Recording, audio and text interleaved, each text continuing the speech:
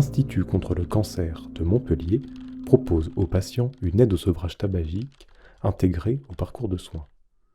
L'aide au sevrage tabagique fait désormais partie du traitement. 2 médecins et 3 patients témoignent.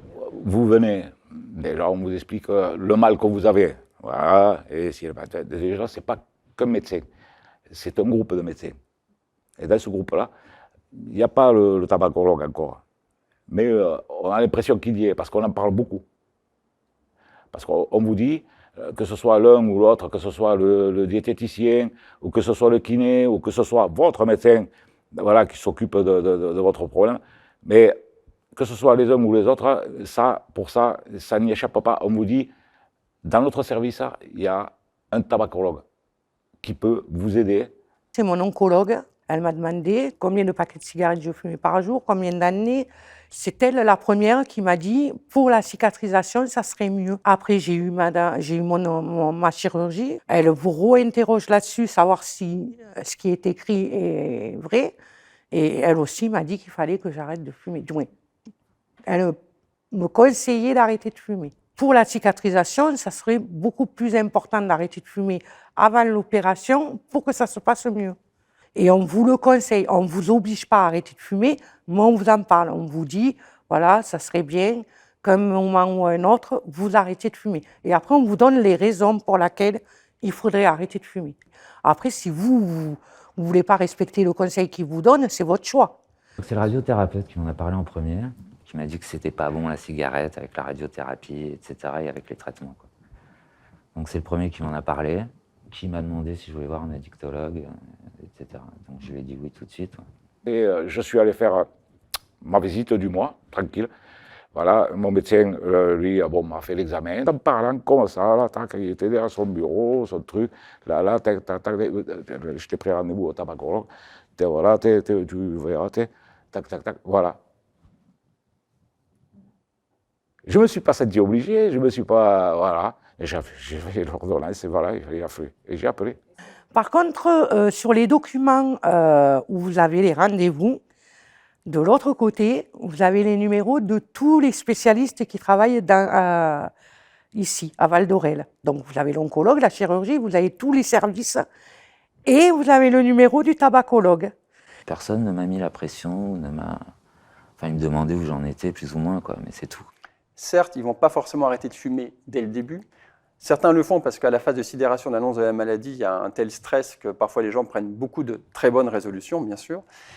Et souvent, ils reprennent le tabac après. Donc l'idée, c'est qu'ils aient déjà pris contact avec le tabacologue, qu'ils aient déjà eu la possibilité d'avoir une consultation de tabacologie dans un premier temps, et puis après d'y revenir tranquillement. Ils bénéficient alors d'un suivi en tabacologie avec des appels réguliers, voire des téléconsultations.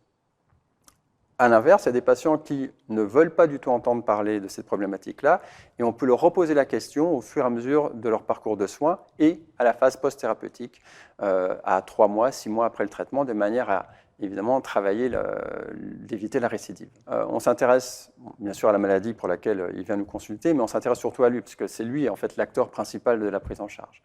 Moi, je dis toujours aux patients, on vous propose un traitement, et puis c'est vous en fait qui allez le supporter au sens propre comme au sens figuré. C'est l'organisation de consultations d'addictologie au niveau de la radiothérapie, ce qui permet aux personnes de venir en consultation de tabacologie juste avant ou après leur séance de radiothérapie pour éviter la fatigue et favoriser au maximum le temps de prise en charge.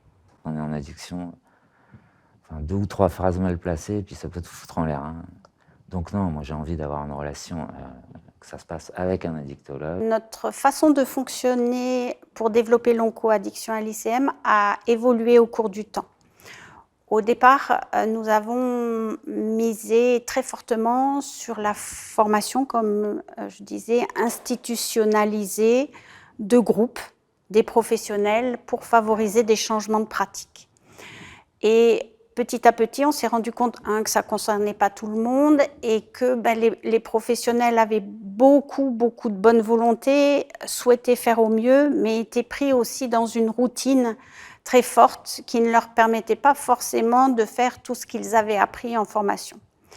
Et donc, on a évolué pour ce repérage plus systématique en 3 points où il demandait si la personne fumait, si elle souhaitait arrêter, et ensuite, elle l'orientait vers l'équipe qui prenait le relais en tabacologie.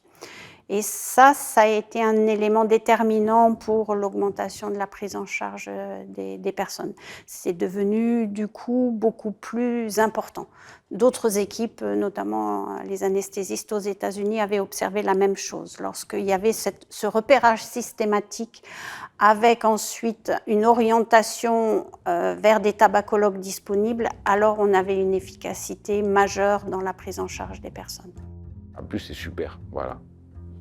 Et je peux dire que c'est super, hein. Voilà. Non, mais merci à tout le personnel, quoi. Et surtout, ils sont toujours là à vous soutenir. Arrêtez de fumer. En synthèse. Quand parler du tabac? À chaque consultation, y compris en post-soins. Le plus précocement possible. Comment parler du tabac? Repérer systématiquement les patients fumeurs en interrogeant « Fumez-vous ? Souhaitez-vous arrêter ?» Si oui, orienter vers une consultation de tabacologie. Sinon, délivrer un conseil d'arrêt et un document d'information. Être clair sur les bénéfices du sevrage. Ressources extérieures pour maintenir la motivation. Tabac Info Service, 3989, Facebook, groupe Je ne fume plus, addictionfrance.org, application Moi sans tabac.